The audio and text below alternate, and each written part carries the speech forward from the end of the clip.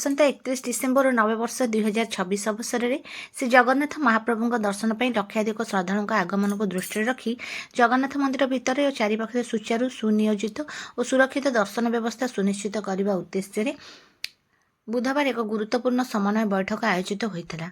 यह बैठकटी एसपी प्रतीक सिंह अध्यक्षतार अनुष्ठित होता बेले जगन्नाथ मंदिर सेवायत पुरी पुलिस वरिष्ठ अधिकारी उपस्थित थे।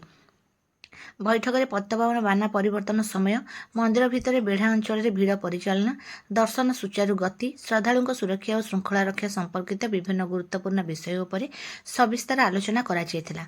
बैठक में निष्पत्ति नि पतपावन बाना परिवर्तन समय होगा अत्यधिक भिड़ को दृष्टि रखी पुरी पुलिस द्वारा संपूर्ण भाव नियंत्रित और नियोजित भाव में भिड़ परिचालना श्रद्धालु मैंने जपरि सुरक्षित भाव और श्रृंखलित दर्शन करेंगे से यथेष्ट पुलिस व्यवस्था ब्यारिकेडिंग और रेगुलेशन व्यवस्था ग्रहण करा यह सहित लक्ष्मी मंदिर दर्शन को सुचारू भाव नियमित और सुनियोजित करने आलोचना कराଯାଇଥିଲା। नववर्ष अवसर में लक्ष्मी मंदिर में होगा भिड़ को दृष्टि रखी अलग भाव भिड़ परिचालना और दर्शन व्यवस्था करा।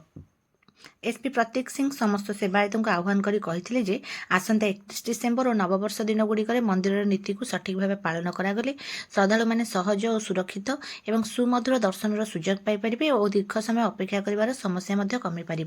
यह सेवायत मान समन्वय रहिले लक्षाधिक श्रद्धालु सुनियोजित भाव दर्शन सुविधा देवा संभव हो। यह समन्वय बैठक में एसएसएमएसपी कमांडेंट तपस दास, अतिरिक्त एसपी सुशील मिश्र, अतिरिक्त एसपी देवप्रताप, डीसीएसएस एमएसपी कौशिक नायक, सीटीडीएसपी प्रशांत साहू, आईआईसी टाउन थाना गोकुल रंजन दास, एमसी सदस्य जगन्नाथ पूजा पंडा, मधुसूदन सिंघारी, अनंत तियाड़ी, माधव पूजा पंडा, माधव महापात्र, मीना हजूरी, हरिकृष्ण सिंघारी सह अन्य सेवायत माने उपस्थित थिले। शेष एसपी प्रतीक सिंह श्रद्धालु मानक अनुरोध करथिले पुलिस और मंदिर प्रशासन द्वारा जारी करा निर्देश रेगुलेशन और श्रृंखला व्यवस्था को सहयोग करी समस्ते मिसी नववर्ष दर्शन को सुचारू और स्मरणीय करने को सहयोग करंतु। एहा सह समस्ते यह स्वागत करथिले।